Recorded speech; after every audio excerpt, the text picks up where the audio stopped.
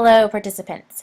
Welcome to the short video on test blueprints, a guide to effectively planning your pre and post assessments. If you remember in the first video, we talked a little bit about the need to create test blueprints when creating pre and post assessments. In this presentation, we'll talk about exactly how to do that. If you took the Creating Assessment course with us before, we referred to this as a table of specifications, specifically when looking at one type of assessment. For the purposes of this course, we'll refer to it as a test blueprint, specifically when designing pre and post assessments. So, what does this presentation cover? We'll take a look at the objectives and overview, how to build pre and post tests by creating testing blueprints, writing test questions, and building the tests to the blueprint. And we'll discuss briefly how do you administer pre and post assessments. Our objectives for this presentation are to acquire a method that will accurately measure learning gains of a class or group. How are you going to do this? By learning how to create a test blueprint and then using that test blueprint to create assessment tools that will effectively measure learning and show student growth or gains. Let's start by discussing why and how to build pre and post tests. If you'll remember, in the first video on this unit, we talked some about the importance of using pre and post tests in your course in order to show and assess student learning progress. Let's take a look again at why we need to do this and how a testing blueprint can be helpful.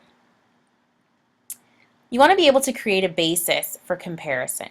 So, what did your students know coming into the instruction or coming into the course, and then what did they learn after instruction?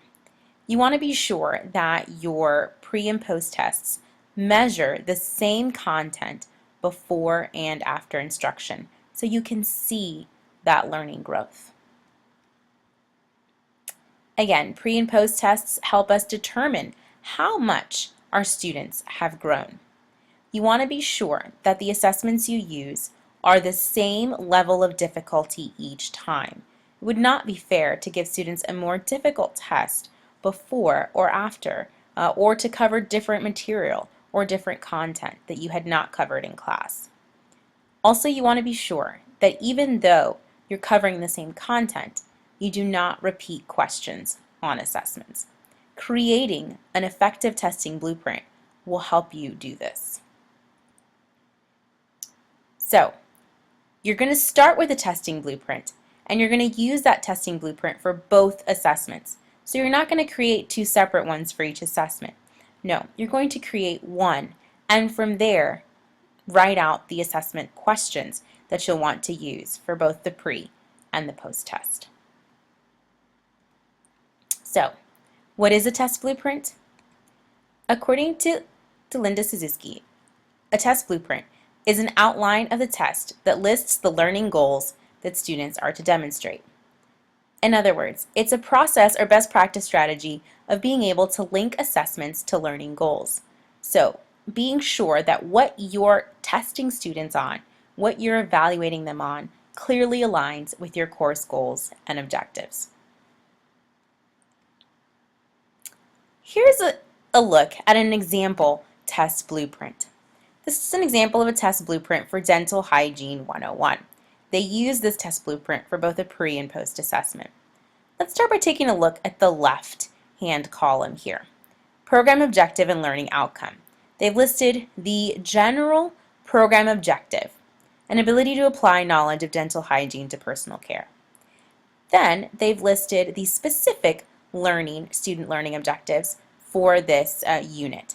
Identify active ingredient in toothpaste, explain why teeth should be cleaned, relate poor dental hygiene to poor overall health. Then you'll notice they've classified each objective by Bloom's taxonomy. There are several taxonomies you can use. Choose the one that works best for you and your course. They've identified knowledge, comprehension, and analysis. Then they've decided to list the number of test items allocated to each objective. For the first objective, it is 1, second, 1, 2 test items. For the third objective, which means that this percent of the test is weighted more heavily than the others. It will be important as you create a test blueprint to do this for yourself. Which objectives are more critical, are going to be more highly weighted, more important for your students to know, and provide the number of test items, point values, and weight of the test. Allocate that accordingly. At the end, after all objectives are listed and all weights have been determined, your total should always equal to 100. And this is helpful for when you go to do the data analysis. Here's another short general example of a testing blueprint that sort of breaks things down a little bit further. So on the left-hand side, you still have your student learning objectives, which they've just broken down generally to SLO1, SLO2, etc. And so that teacher probably knows specifically what those objectives are. It'll be helpful for you to actually list them out, however, unless you provide a key. In the second column here, the percentage of the test dedicated to measuring that objective. Just like in the previous one that we saw, they've weighted it 10% to the first 3 objectives, and then wow, look at that, 50% for objective number 4. So we know that whatever this objective is, it is highly valued in this course. It is highly critical. So half of the test is dedicated to that objective. Here they've broken it down further. The first blueprint sample didn't do this, where they are listing the types of test items. So they've listed multiple choice, matching, ordering, etc. Then again here the number of questions, so 10 questions with only 1 point each per question, down to there's only 5 questions for student learning objective number 4, but they are 10 points each. So students are well aware, and the teacher is aware, that this is a highly valued objective. Again, they've indicated the level of difficulty or cognition, knowledge down through analysis. And then here they've added something that I think is really useful for you as you create pre and post assessments. They've listed the test question numbers that are allocated to that objective. So questions 1 through 10 are student learning objective number 1. Down to questions 21 through 25, student learning objective number 3. As you build 2 comparable test forms, it will be useful for you if you do the same. So for example, your pre-test objective number 1, questions 1 through 10, measure objective number 1. Post-test, same thing. So if you can align the objectives with the actual question numbers, it will help when it comes to the data analysis. And finally here, since it seems that they have administered a version of the test, they've listed the percentage of students who answered correctly. This is definitely optional, something that we'll look at a little bit more closely in week 2 when we discuss data analysis. Again, just sort of a general example of how you can set up your testing blueprint as you start to create your pre and post assessments. So let's review. How do you build a testing blueprint? Start with your curriculum outline. Make sure you've listed your goals and your objectives for that unit that you're going to use and that you're going to assess students on. Define your content categories. So consider the frequency and criticality of each and specify weights for each category. Remember, the weights should always add up to 100. Determine the total test length, so how many questions in total do you want on the test. And then determine the number of questions allocated to each content area or to each objective using the proportions previously calculated. So if you know you only have 10 questions and one question is only going to be worth 10%, then that should equal 1 question for that one objective.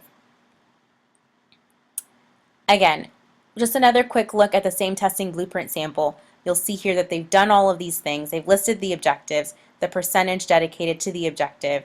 In this case, they've added the types of test items, the weight, the level of difficulty, and then also they've added which question numbers are allocated to that specific objective. So this is a really comprehensive testing blueprint sample, and it is located on our course Moodle page if you'd like to take a closer look at it.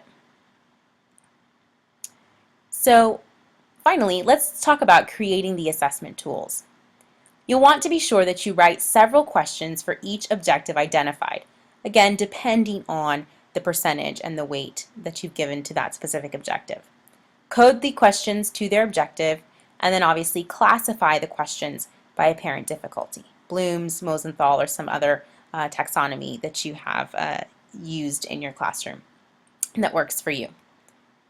And then build two comparable test forms. By comparable, meaning that they are the same level of difficulty.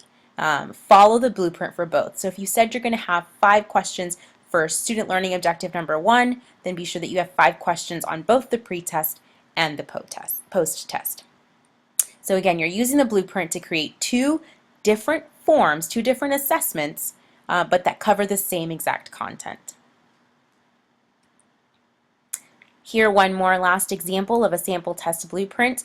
As you can see here, they've listed the objectives, the percentage that allocated to that objective, the number of questions per exam, the total number of questions in that area, the criticality, so how important or how critical it is to the learning and to the course, and then the skill level. So they obviously have their own coding system for their course, and I just wanted to show you something a little bit different, sort of outside of education, to show you that it is used when creating assessments of all kinds.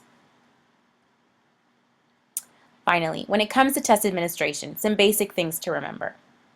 You want to be sure that you build both the pre and post test forms to the same blueprint. I cannot emphasize this enough. It's one blueprint, 2 separate assessments on the same content. Make sure that they are as equivalent as possible without repeating the same question items.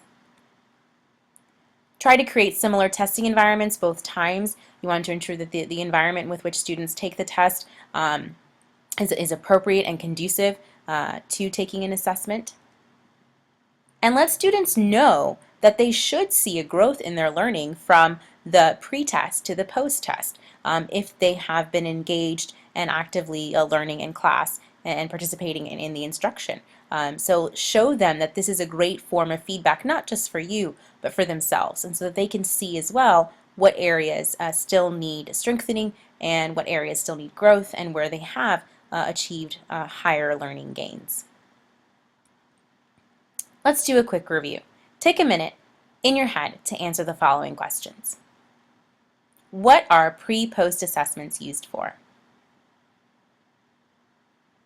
That's right, to assess student learning growth. What is a test blueprint? You got it. It's an outline that aligns our curriculum goals with our assessments. How is a test blueprint created? Good job. Slightly longer process, but yes, you'll have to start with your curriculum outline and goals, and then create the actual test blueprint, looking at the categories and weighting each category and identifying the level of difficulty and the number of questions allocated to each objective, and then you go ahead and start writing your questions based on that. What are a few things to remember about pre-post assessments? Right. The questions on each assessment should be different, but they should be created at the same level of difficulty, administered under the similar circumstances and environments, and used as a basis for comparison so students can see their learning growth. Go ahead and please follow the links at the bottom of this YouTube video to see examples of test blueprints and the tests created from them to help you get ideas when you start to create your own testing blueprints and your own pre and post assessments. Thanks, and if you have any questions, feel free to email me. I hope this video and tutorial have been useful for you.